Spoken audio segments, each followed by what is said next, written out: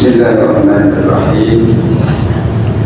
Assalamualaikum warahmatullahi wabarakatuh. Waalaikumsalam warahmatullahi wabarakatuh. Mudah-mudahan semua yang hadir semakin diangkat derajatnya oleh Allah, disiapkan surganya oleh Allah, di dunia rezekinya semakin diberkahi oleh Allah, keluarganya sakinah mawaddah warahmah, anak-anaknya soleh dan solehah, amin ya rabbal alamin.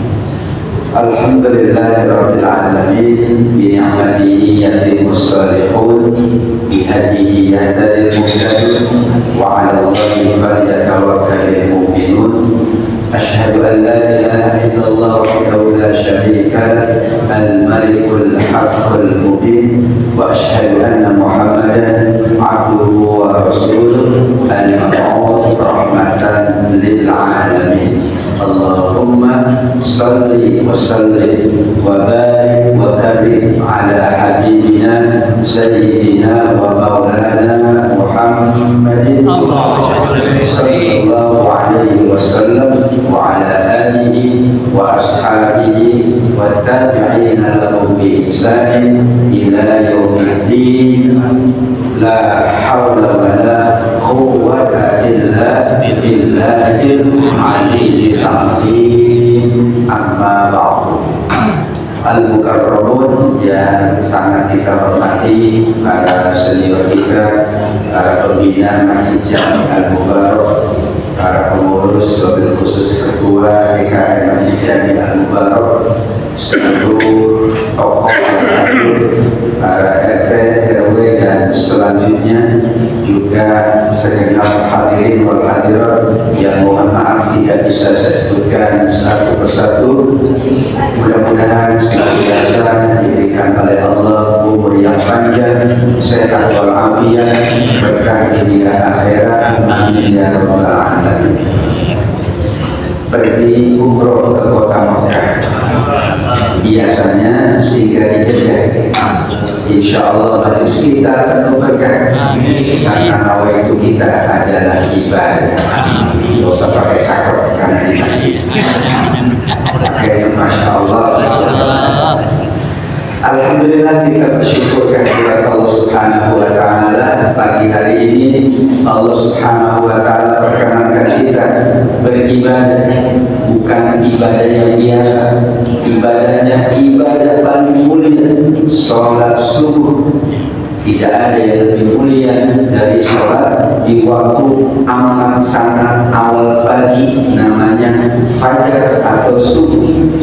Jika ada orang yang tidak sholat subuh, berarti lepas dari kebaikan Allah Subhanahu wa Ta'ala. Kita bersyukur dapat diperkenankan oleh Allah sholat subuh berjamaah di rumahnya Allah, bukan di rumahnya masing-masing. Karena ada rumah kita, tapi juga ada rumahnya Allah.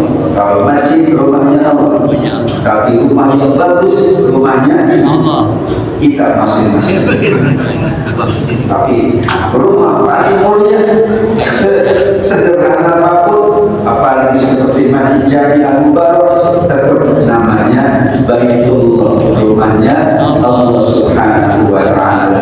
Mudah-mudahan karena kita menunaikan ibadah paling agung di waktu yang paling mulia, di tempat yang paling mulia, kita semakin dianugerahi oleh Allah pahala yang berlipat ganda. Amin ya rabbal alamin. Kalau kita tidak dapat pahala, itu rugi. Ibarat orang kerja akhir bulan tidak ada gajinya. Mau bapak-bapak akhir bulan kerja dari jam 7 pagi sampai malam, akhir bulan tidak ada yang kasih apa-apa, mau? Tidak mau. Kalau mau kita ikhlas banget ini. Tapi kehilangan haknya, hak kita dari Allah saat kita beribadah mendapatkan ampunan. Hak kita dari Allah saat kita beribadah mendapatkan pahala. Hak kita dari Allah saat kita beribadah mendapatkan banyak anugerah. anugerah dari Allah. Itulah di antara motivasi kita beribadah dari sisi Allah agar amal baik kita semakin meningkat, jadi layak kita mendapatkan surganya Allah. Salam dan salam kita sampaikan kepada baginda junjungan alam Nabi kita sekalian, Nabi Muhammad sallallahu alaihi wasallam. Beliau sudah menuntut sahabatnya menuntut tabi'in menuntut tabi'in. Kemudian orang tua kita, para leluhur kita, para guru kita, para ulama kita, para habaib, para kiai, para ustaz menuntut kita. Kita pun nanti menuntut siapa? Menuntut keluarga kita, menuntut anak-anak kita. Bayangkan kalau setiap orang itu menuntut sesamanya, insya Allah selamat dunia akhirat. Amin. Kadang-kadang nggak mau menuntut, ada yang udah tua nggak dituntut, yang nyasar jalannya nggak mau dituntut. Pada Nabi itu menuntut, maka siapapun Nabi ketemu, Nabi tuntut, Nabi ajak. Maka tugas kita sebagai umatnya baginda Nabi Muhammad sallallahu alaihi wasallam adalah saling menuntut. Kemana menuntutnya? Menuntutnya insya Allah menuju jalan di mana jalan itu akan menyelamatkan kita di dunia, menyampaikan kita menuju surganya Allah. Amin ya rabbal alamin. Insya Allah saya akan menyampaikan sedikit saja.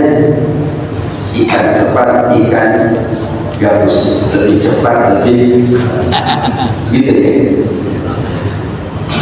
Kalau kita ditanya apa yang paling dibutuhkan oleh kita, jawabannya tidak ada yang sama.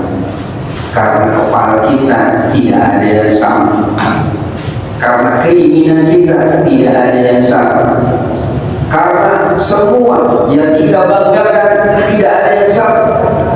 Padahal harusnya jawabannya sama. Apa yang dibutuhkan oleh manusia? Yang paling dibutuhkan oleh manusia adalah rizqun minallah. Apa itu? Rizki dari Allah.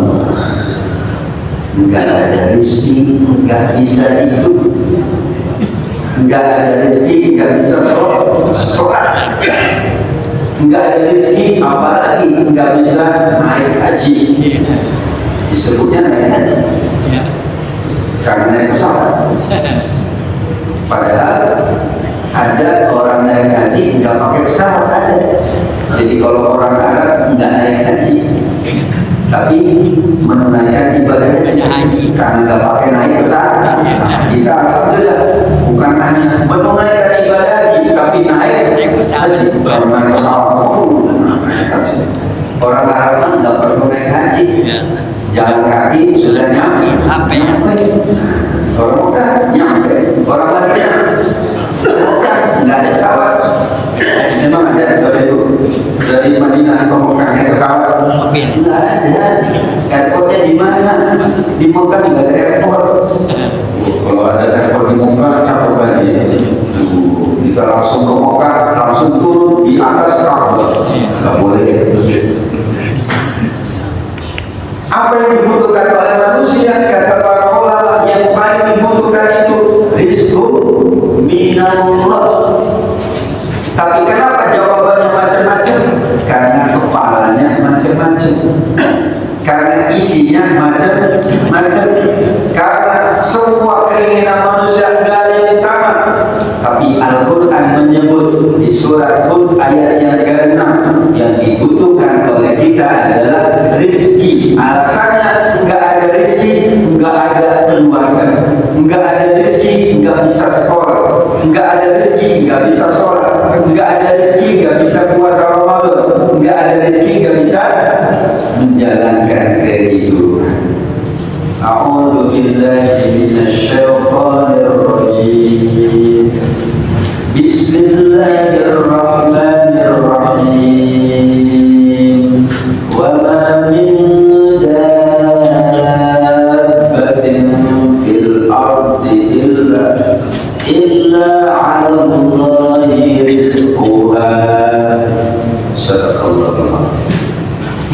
ada yang melata. Kalau kita baca terjemahannya melata, dapat.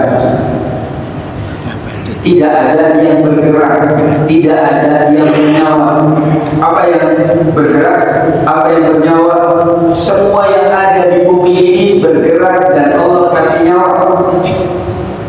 Manusia bergerak. Ada nyawa? Ada.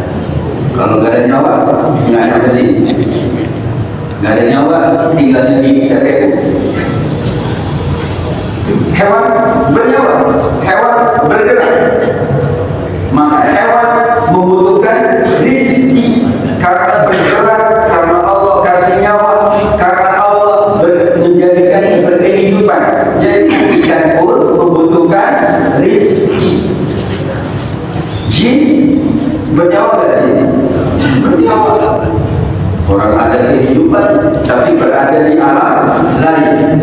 Jin pun membutuhkan rizki. Enggak ada rizki, jin tidak bisa hidup. Mudah-mudahan jin kagak dengar. Kalau dengar saya pulang-pulang santron ini ngomongin dulu. Siapa tuh ngomongin dulu? Nggak ada jin kan? Di sini nggak ada jin? Ada. Yang pojok bukan. Semua membutuhkan rezeki, karenanya Allah menjamin tidak ada yang melata, tidak ada yang bergerak, tidak ada yang bernyawa, tidak ada yang berkehidupan di dunia ini kecuali Allah jamin rezeki. Berarti yang dibutuhkan oleh semua makhluk adalah rezeki. Burung itu kata Nabi terbang dalam keadaan perutnya kosong. Bahasanya perutnya kosong. Saya nggak tahu lapar atau nggak lapar ya. Burung lapar nggak? Lapar, tapi kosong perutnya. Kita kan nggak tahu lapar atau enggak. Pokoknya kalau burung itu bernyanyi itu lagi nggak lapar. Tapi kalau burung bernyanyi berarti kenyang. Kalau nggak bernyanyi berarti dia lapar. Manusia juga sama. Kalau dia berarti lapar. Kalau lagi ngomong berarti lapar juga, Pak. Masa nggak? Nggak ada. Tapi kata Rasulullah SAW, "Lau anna ahad yatawakkalu ka'awakul qalil yadhabu khimasan wa yarji'u ji'an, yadhabu ji'an wa yarji'u khimasan." Kalau kalian bertawakal, tawakallah seperti burung. Terbang perutnya dalam keadaan kosong, pulang perutnya dalam keadaan sudah terisi. Berarti burung ngerti ayat tadi. Meskipun dijamin oleh Allah, tetap kudu ikhtiar. Maka burung terbang ikhtiar. Kita juga ikhtiar, usaha. Ada yang usahanya dagang, ada usahanya apa ya? Kerja. Ada yang usahanya tidur. Ada yang usahanya tidur? Nggak ada. Usahanya tidur. Semua yang ada di muka bumi Allah jamin rizkinya. Berarti semua yang ada itu sudah pasti yang dibutuhkan olehnya adalah rizki. Jadilah semua makhluk berusaha mencari rizkinya Allah. Dari ayat tadi surat Hud ayat yang ke-6 kita bagi 3 saja. Pintu-pintu rezeki khusus untuk manusia. Kita tidak bahas bangsa hewan karena nggak ngerti. Kita nggak bahas bangsa jin karena nggak kelihatan. Kelihatan nggak bangsa jin? Ada yang lihat? Di pojok ada jin. Soalnya nggak melihat. Nggak ada bisa lihat. Kalau ada yang bisa melihat berarti dia jin juga. Karena yang bisa melihat jin adalah jin, yang bisa melihat manusia adalah manusia dan jin. Kalau jin bisa melihat kita. Ada 3 pintu supaya kita dipenuhi oleh Allah kebutuhan kita. Karena tanpa rezeki nggak bisa beribadah, tanpa rezeki nggak bisa menikah. Nikah di antara rukunnya apa rukunnya? Mahar itu rezeki. Orangnya ada, maharnya nggak ada, itu dulu maharnya sampai datang. Meskipun maharnya tidak harus yang mahal-mahal, yang penting ada mahar, bukan R tapi R. Ya, tapi karena ada orang yang pengen maharnya pakai R, jadi mahal. Padahal pakai R. Kalau R itu bebas, tapi kalau R itu jelas. Kalau R bebas mahar. Tapi ada beberapa orang yang maharnya minta pakai R las gitu ya, jadi mahal. Padahal aslinya mahal. Kata Nabi mahar itu boleh meskipun cincin dari besi. Tapi saya nggak mau kalau ada yang datang meminta putri saya cuma cincin besi, nggak mau. Orang cincin emas banyak kan? Banyak di bawah banyak. Tukang emas gimana? Jelas kalau itu kita lanjutkan dulu. Yang pertama itu rezeki itu adalah sesuai dengan surat Al-Jumu'ah ayat 10. Makanya ayatnya diletakkan di surat Al-Jumu'ah, di mana orang itu kalau hari Jumat bekerjanya sungguh-sungguh, beribadahnya sungguh-sungguh, beramal sungguh-sungguh. Tidak ada hari yang paling mulia kecuali hari Jumat. Orang kalau kerja Jumat itu macetnya pol, betul? Jadi bahas kalau hari Jumat macet nggak? Katanya paling macet itu hari Jumat. Berarti ada orang banyak yang kerja. Kalau hari Sabtu macet nggak? Kurang. Hari Ahad kurang. Hari Senin sama Jumat itu biasanya. Jadi bisa dibayangkan kalau kita tidak dikasih hari Jumat, mungkin kita tidak sungguh-sungguh beribadah, tidak sungguh-sungguh bekerja. Maka Nabi ada diciptanya hari Jumat. Maka kiamat itu terjadinya hari Jumat. Berarti kemarin dong. Karena hari ini Sabtu. Kemarin dong. Karena hari ini Sabtu. Iya. Duduk ya. Alhamdulillah. Harinya doang kita tahu. Bulannya nggak tahu. Tahunnya nggak tahu. Jamnya nggak tahu.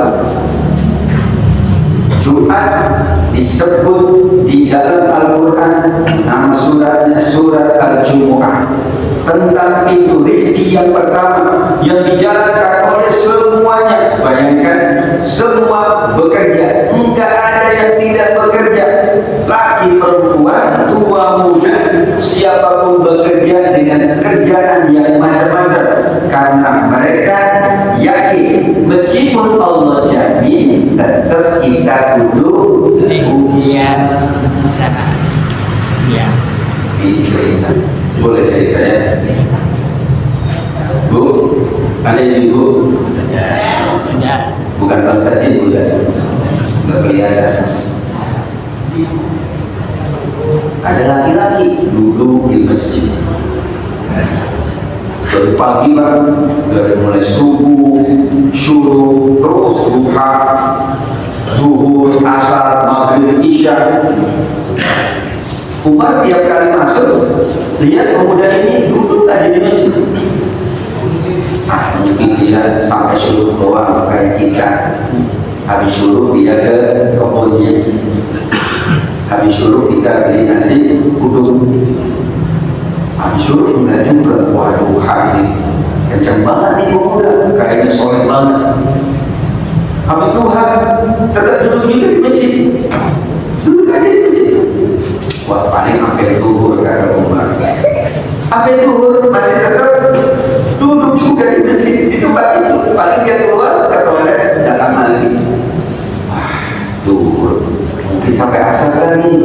sampai asar, berminggu enggak juga dia bergajah dari tempat duduk. Mungkin dia lagi kosong kali nganggur, sampai maghrib dia, sampai isya. Penasaran. Besoknya pun gitu, tiap hari begitu dia. Penasaran sahabat Umar, Fulan, aku lihat kamu di masjid terus dari mulai pagi sampai malam. Lah, kamu dapat rezekinya dari mana?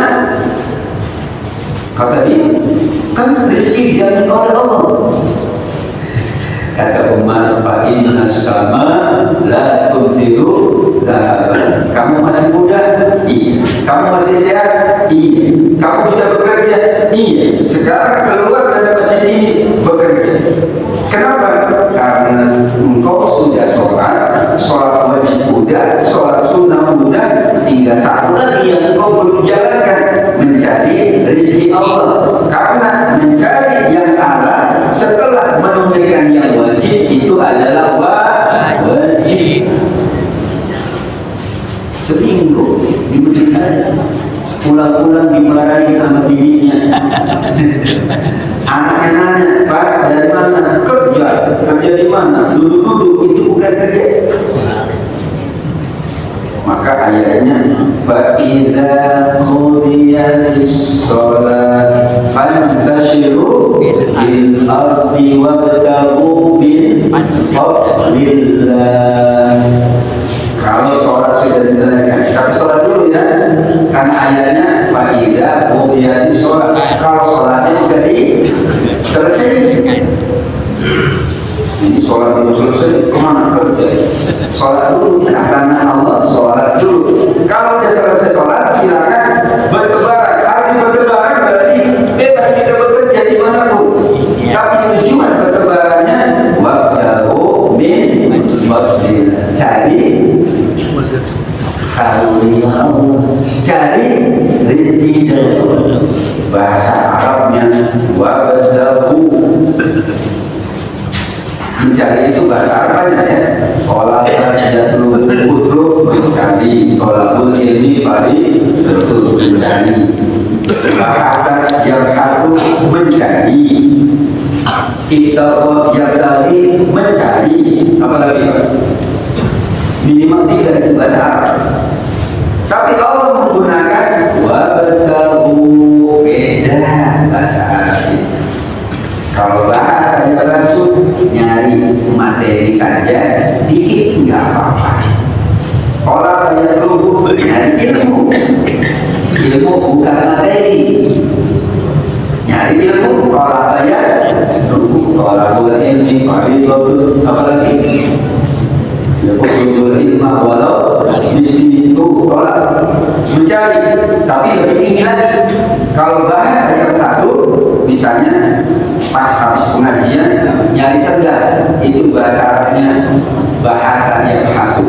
Abhasu anil nanti saya mencari sendal dalam satu bapak dulu meminta nanti. Tolak untuk ilmu, tolak ini untuk karunia Allah. Wabdahu, maka biasanya wabdahu digunakan apa? Mencari yang paling tinggi, nyari yang paling mulia. Disebutlah ibtigha ridwanillah, nyari ridho Allah. Jadi kalau ridho jangan tolakul ridho, enggak, tapi ibtigha itu ridho Allah. Aku nyari dituntut oleh Al-Quran. Apa yang dicari? Yang paling bagus, yang paling tinggi, yang paling agung. Apa itu? Rizkinya untuk ibadah jadi agung, rizkinya untuk maksiat jadi hina, rizkinya untuk beramal jadi mulia. Sahabat Utsman bin Affan, orang yang dikaruniai oleh Allah banyak hartanya, tetapi juga amalnya sebanyak hartanya. Jadi kalau hartanya triliunan, amalnya triliunan. Kalau kita hartanya berapa? MM-an, amalnya MM-an juga. Gitu. duitnya amalnya kalau mau kalau udah gitu bilangnya duitnya amalnya juga udah puasa belum itu amalnya udah infak belum kalau bahasa Jawanya ya nah udah gitu ngapain ada bingung ya kata-kata itu kalau udah gitu. Sahabat Utsman bin Affan ini seorang yang nyari rezekinya sungguh-sungguh karena beliau itu dagang dan Allah karunia rezeki yang luar biasa. Suatu ketika masyarakat Madinah terjadi kemarauannya, hanya bergantung pada satu sumur, dan sumur itu yang punyanya salah seorang penduduk Madinah dari kalangan Yahudi. Semua orang kebingungan, ini kita nggak bisa wudhu, nggak bisa mandi, nggak bisa minum, nggak bisa ngapa-ngapain. Padahal Allah kurangi rezeki yang bernama air. Itu saja sudah kesulitan. Gimana kalau dikurangi yang lebihnya? Akhirnya datang kepada Nabi. Gimana sih Nabi? Kita nggak bisa wudhu, kalau nggak bisa wudhu nggak bisa sholat. Masa tiap waktu kita kayak mau dulu? Pernah nggak bapak ibu tayamum sebulan? Kalau pernah kan? Alhamdulillah. Nah, ada sahabat saya tayamum sebulan karena nggak ada air. Bayangin tayamum sebulan. Kita mau makan pakai tayamum. Orang mau pakai kokokan, isinya air, kokokan isinya isinya hasil. Bismillahirrahmanirrahim. Awal tayamum dari akal dari akal. Aku dia tayamum karena Allah untuk makan. Nggak usah tayamum kalau makan. Benar. Sebulan dia bilang sulit. Dia itu orang Afrika itu kuliah barat. Udah seminggu sulit air. Saya punya teman dulu orang Afrika. Waktu barang kuliah itu bayangin mandi aja seminggu sekali barang mandi seminggu sekali itu aja kata dia untuk ada hari Jumat. Coba pada hari Jumat nggak bisa karena nyari untuk mandi sulit. Bayangkan maka Allah ingatkan di akhir surat Al-Mulk Qul ara'aytum in asbaha ma'ukum ghawra faman ya'tikum bima'in ma'in. Katakanlah apa yang kalian lihat, apa yang kalian pikirkan. Kalau Allah Subhanahu wa Ta'ala jadikan air kering kerontang, Allah cabut itu air, siapa yang mendatangkan air yang jernih? Tidak ada jawabannya kecuali Allah. Baru dicampur satu rezeki aja sudah kesulitan, itu baru rezeki ada. Akhirnya Nabi menyampaikan, Nabi tahu ada Utsman dalam hadis dia nyampaikan, siapa yang mau beli sumur yang ada di Madinah ini satu-satunya, aku jamin untuknya surga. Yang lain pengen sih ya, tapi duitnya nggak cukup, beli air itu mahal. Ya, apalagi di tempat yang kan harus ada sulit. Itu kalau nggak ada zam-zam sulit. Tapi dulu kan tidak seperti sekarang, tankinya tiap hari lewat. Dulu nggak ada itu. Ya. Jadi harus ada sumur juga. Dan yang punya sumur cuma satu orang tadi. Dan dia kasih harga mahal karena ini kesempatan. Jadi orang akhirnya nggak bisa beli, akhirnya kesulitan. Kata Nabi, siapa yang membeli sumur ini? Sekarang masih ada buktinya di Madinah Al-Munawwarah di belakang Masjid Nabawi. Di Utsman. Itu dulu Utsman yang beli sumur tersebut. Dia pintar dagang, makanya negonya kalau orang pintar dagang negonya bagus. Tawar-menawarnya cakep. Dia datang karena si jamu surga, dia angkat tangan, aku ya Rasul, aku akan beli. Kata Nabi, kerjakan. Karena dia beli, dia kerja.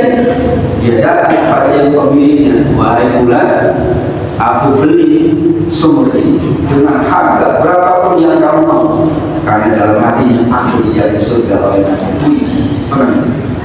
Kata orang tadi, enggak, aku tidak akan jual. Berapapun hargamu yang kau berikan, aku tidak akan jual. Dia tahu pasti nanti keuntungannya berpindah kepada aku. Enggak mau. Dengan harga berapapun enggak mau. Utsman lagi gimana nih? Orang sudah kesulitan, ayo mau wudhu aja pakai bayar. Kita ke Masjid Jami Al-Mubarak untuk pakai bayar. Toilet pakai bayar. Enggak. Ada orang musik cuma toilet doang. Jangan ya kalau begitu sholat. Akhirnya Utsman pintar. Dia datang lagi. Ya udah, aku nggak beli, aku sewa deh. Sehari untukmu, sehari untuk aku. Harga sewanya sama dengan harga beli. Wah, cakep ini dia. Kata dia, oke, kalau gitu kita sewa dengan harga beli. Sehari untukmu, sehari untuk aku. Tapi langsung dia share di grup WhatsApp. Seluruh penduduk Madinah datangnya jangan hari Ahad, hari Senin. Setelah Senin datangnya jangan Selasa, Rabu, karena selang sering kayak puasa jauh, selang sering. Saat gilirannya hari Ahad nggak ada yang datang, nggak ada yang beli. Belinya kambingnya harusnya sebanyak-banyaknya gratis. Udah ada orang pakai berbagai macam truk gitu ya. Dirjen Prostar, datang semuanya. Akhirnya pemilik pertamanya bingung, kalau gini gua nggak ada untungnya. Semua orang pasti datang kalau lagi gratis. Senin penuh, Selasa kosong, Rabu penuh, Kamis kosong, Jumat penuh lagi. Orang pada mau mandi, cuma Jumat. Bayar tapi bayar. Iya, kalau bayar gratis. Akhirnya kata dia, kalau gini aku jual ya Utsman. Oke, tapi harganya sekian. Kan dia nggak ada alasan, nggak jual rugi, jual rugi juga. Kata Utsman, aku mau beli, tapi harganya bukan harga yang dulu, harga yang aku tentuin. Harganya cuma 500 dinar, murah banget. Pada dulunya ribuan dinar, karena nggak mau akhirnya dia terpaksa jual rugi. Ya udah, daripada saya nggak punya keuntungan sedikit pun aku jual. Itulah namanya wabtahu min fadlillah. Wabtahu itu mencari yang paling tinggi. Kalau talaba mencari pertengahan. Kalau bahasa yang satu mencari benda-benda biasa, nyari sendal. Biasanya ibu-ibu nyari apa bu? Nyari nasi uduk, nah itu bahasa.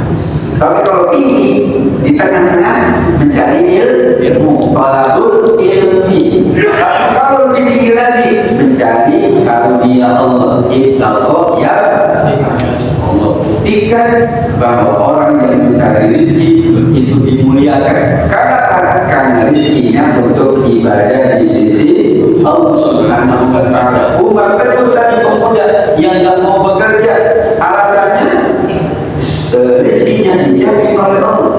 Iya, burung aja ngerti ayat Quran. Ya, kalau dia mau nyari makan dia terbang. Ayam ngerti pagi-pagi nyari dia. Kucing ke pasar dia nyari. Pagi-pagi kucing ke pasar. Terutama masak ikan. Oh, itu lalu kucing itu dia tahu ya. Karena itulah sesungguhnya kita kalau mencari rezeki benar-benar karena Allah dengan ibtagha yabtaghi, Allah kasih bukan hanya rezeki yang biasa, tapi Allah kasih fadlullah. Fadlullah itu bukan sekedar rezeki biasa, tapi rezeki yang berkah, rezeki yang berpahala, rezeki yang insya Allah mendatangkan kebahagiaan dunia dan akhirat. Sekarang kalau kita lihat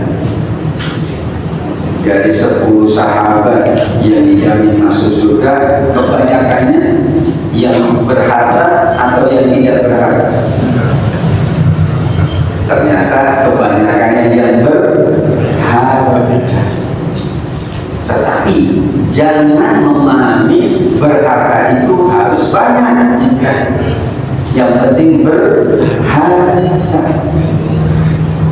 Kenapa? Karena yang dihitung dari harta, dari rezeki Allah, dari karunia Allah itu, alhamdulillah, bukan banyaknya, tetapi nilainya. Apa itu nilai? Di dalam sebuah hadis Rasulullah SAW menyebutkan sadaqah dirhamun dirhamain, hadis Imam Al-Bukhari. 1 dirham bisa ngalahin 2 dirham. 1.000 bisa ngalahin 2.000. 1 juta bisa ngalahin 2 juta. 1 miliar bisa ngalahin 2 miliar. 1 triliun bisa ngalahin 2 triliun. Setelah triliun apa? Biliun. 1 biliun bisa ngalahin 2 biliun. Ada lagi? Bingung. Bingung ada tambahan. Pada sulit nyarinya. Biliun banyak itu. Belum ini biliun banyak di rumah biliun.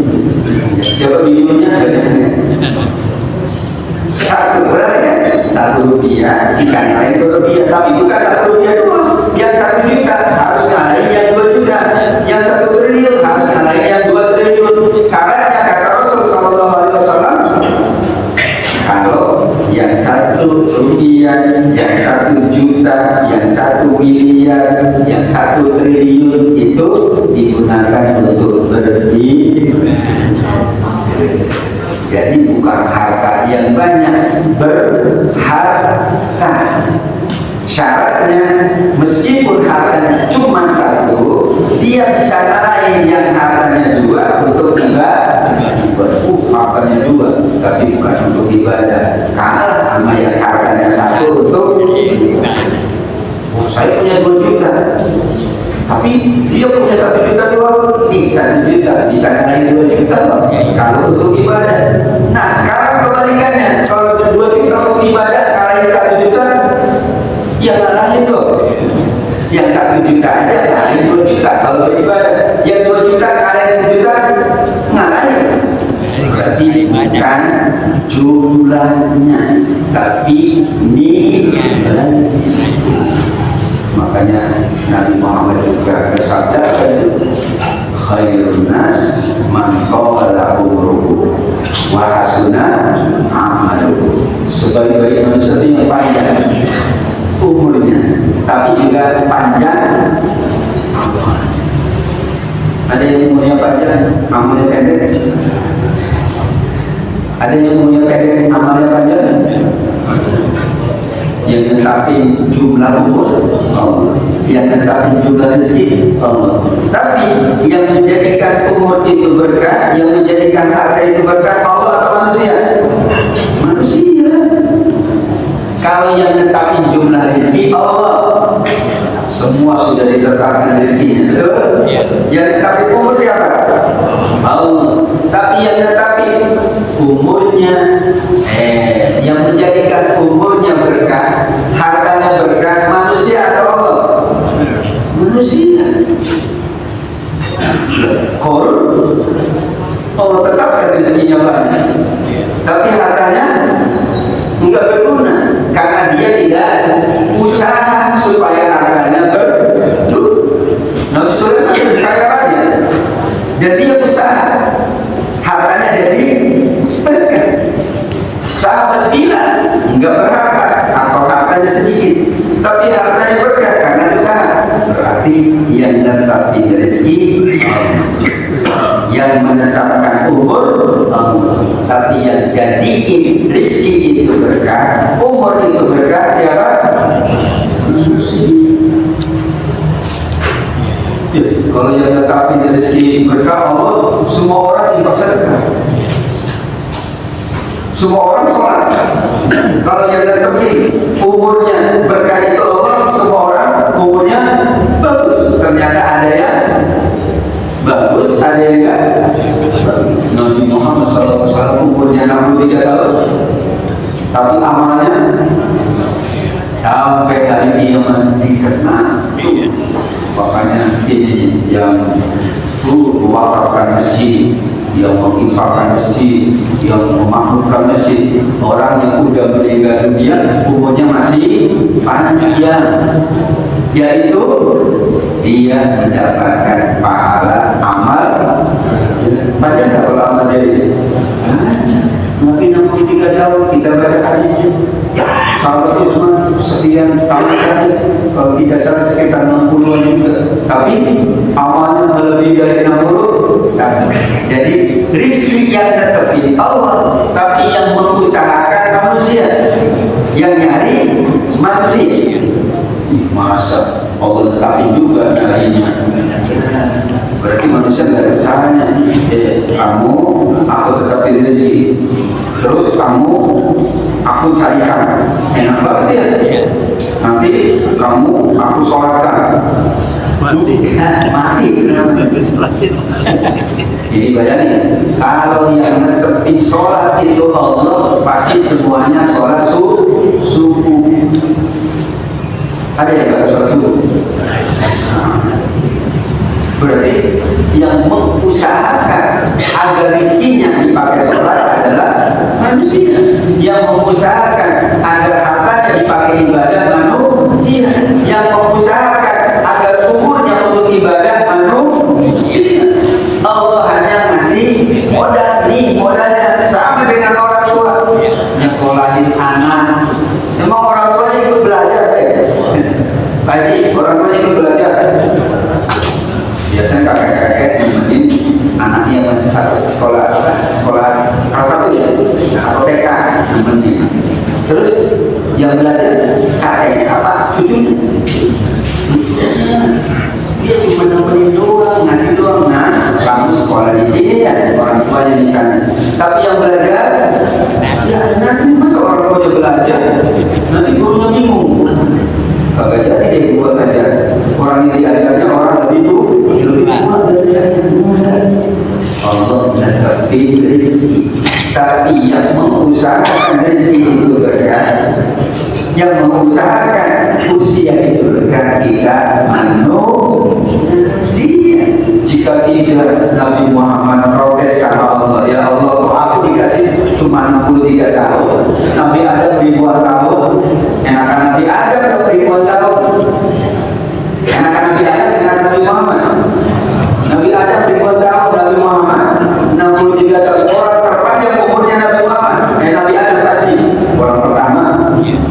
Yang itu aja nggak ada. Jadi kalau dia bilang paling panjang umurnya, kan dia nggak percaya. Kenapa? Ya aku yang paling pertama, yang itu belum ada. Tukang hitungnya belum ada, tukang sensusnya belum ada, isi capil belum ada. Jadi kalau dia bilang aku umurnya paling panjang, nggak ada yang nggak percaya, pasti percaya. Pertama. Kalau nggak percaya kata dia, ayo hidup di zamanku.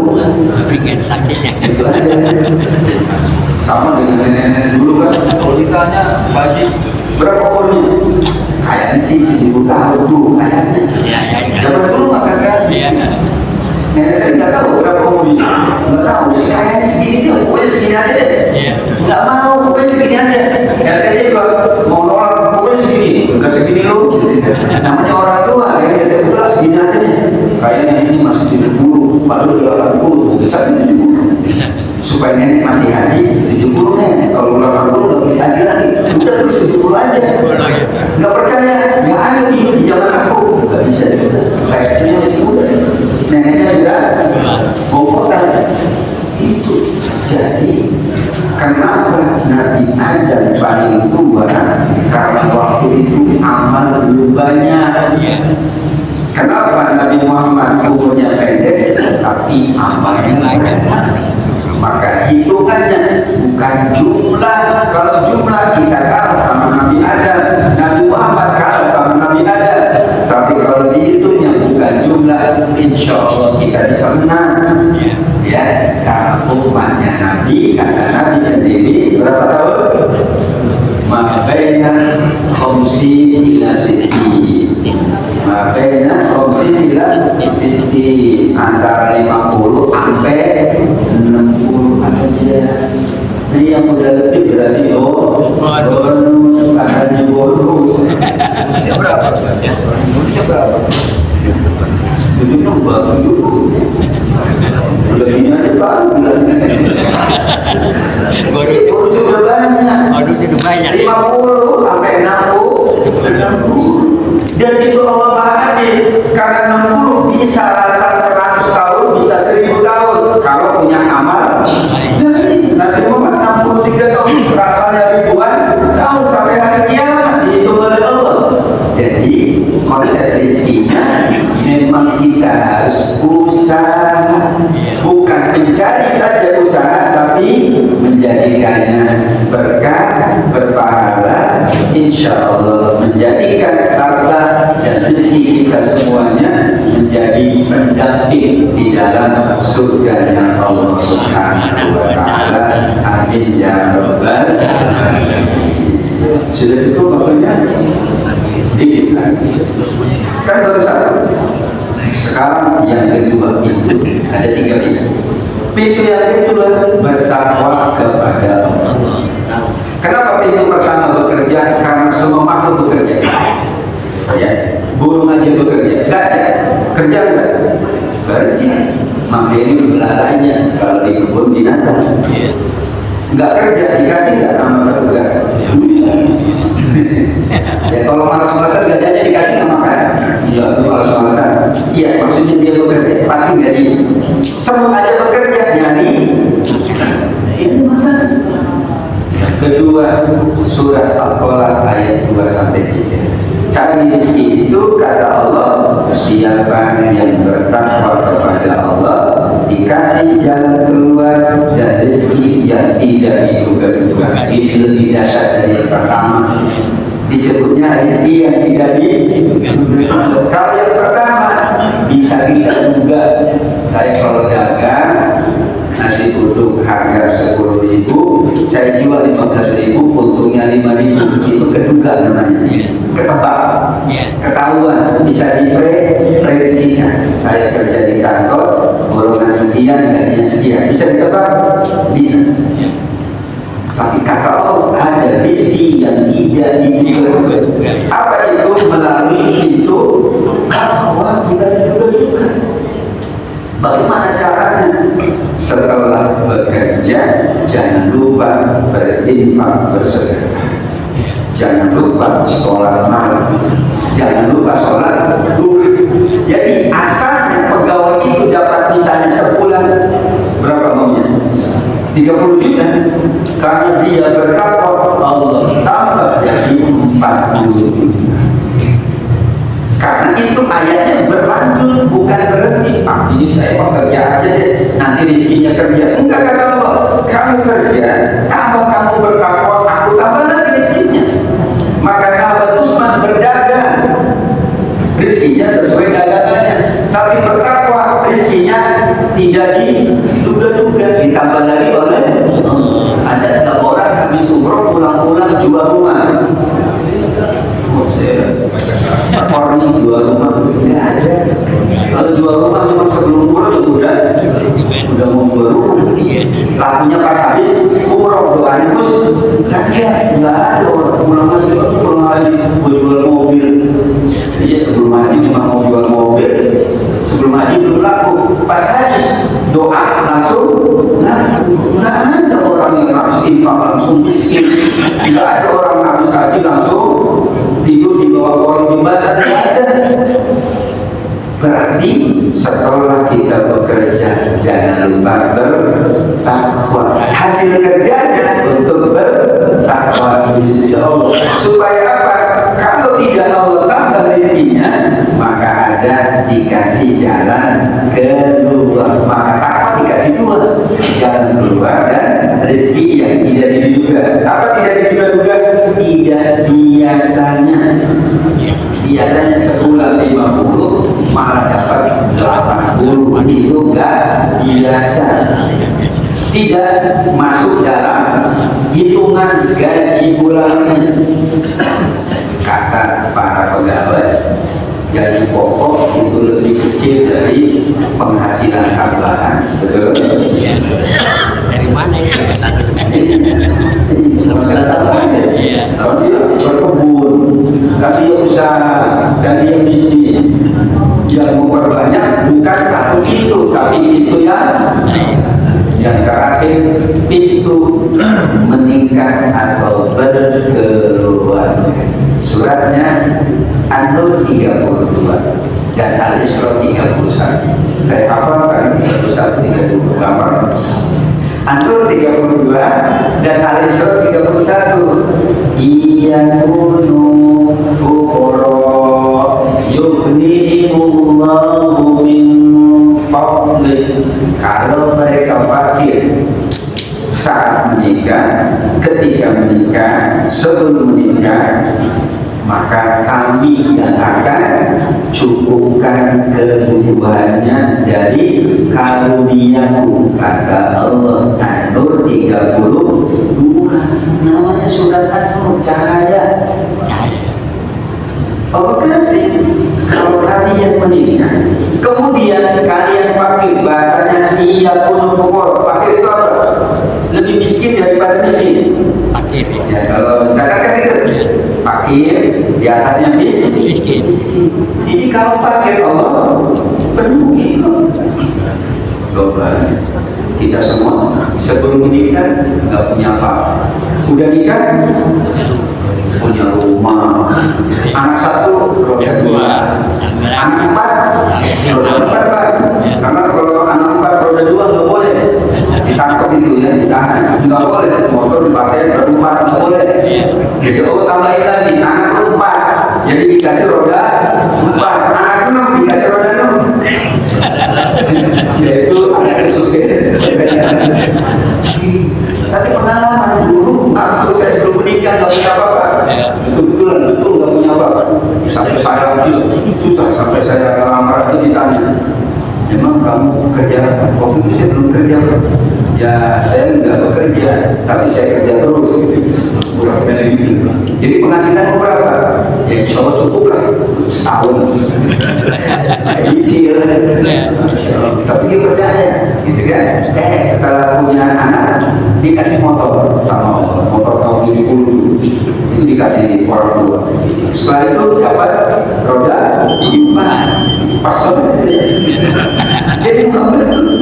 Lihat orang menikah, Nabi Muhammad nggak punya apa-apa. Setelah nikah kaya raya. Tadinya bawa dagangan Khadijah. Setelah nikah dia ya tinggal. Kalian yang bawa, aku sekarang suami Khadijah. Jadi aku pemilik dagangan. Bagi yang muda-muda jangan kaget. Kata Allah, kalau fakir Allah akan kayakan. Tentu pakai tadi yang pertama, pakai usaha dan pakai takwa. Maka orang menikah matanya lebih terjaga. Orang menikah insya Allah nafsunya lebih terjaga. Orang menikah insya Allah enggak banyak jalan-jalannya.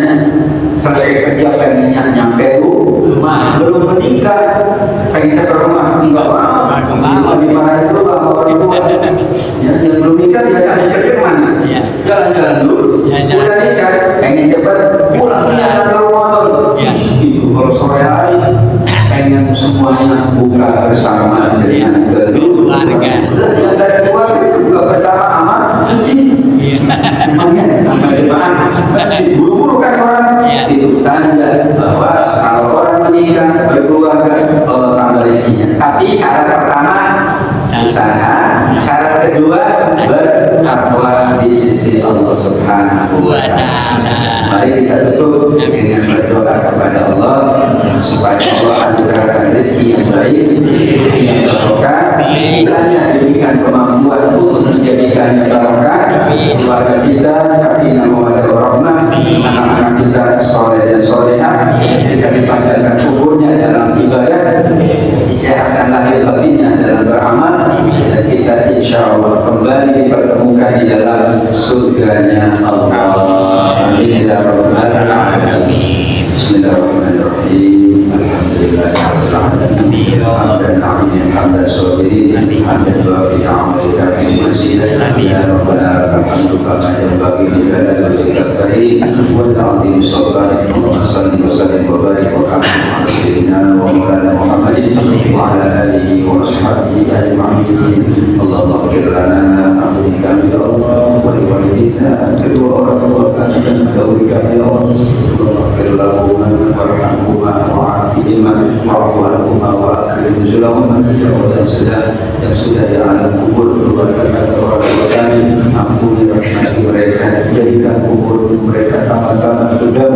Yang masih hidup ya Allah, Allahumma a'ma'ahum wa barik arzaqahum, panjangkan umur mereka, berkahi rezeki mereka, bersahkan saya Allah, sehatkan hati bagi mereka ya Rabbal Alamin. Untuk anak-anak kami ya Allah, Rabbana hab lana min azwajina wa dhurriyyatina qurrata a'yun waj'alna muttaqina imama. Rabbana hab lana min ladunka dhurriyyatan thayyibah innaka sami'ud du'a.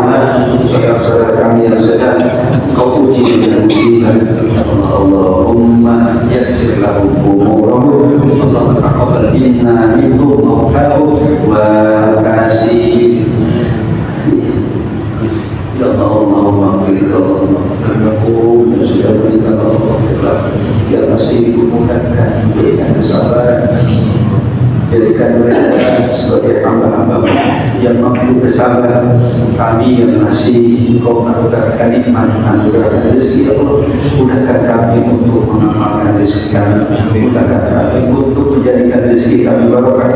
Allah warzuqna rizqan halal thayyiban mubarakan wa anta khairur raziqin. Rabbana taqabbal minna salatana kamah waghfir lana dzunubana 'amah wa la tu'adzibna yawmal qiyamah. Rabbana atina fid dunya hasanah wa fil akhirati hasanah wa qina 'adzabannar. Sallallahu ala sayyidina Muhammad wa ala alihi wasallam. Subhana rabbika rabbil izzati 'amma yasifun wa salamun 'alal mursalin walhamdulillahi rabbil alamin.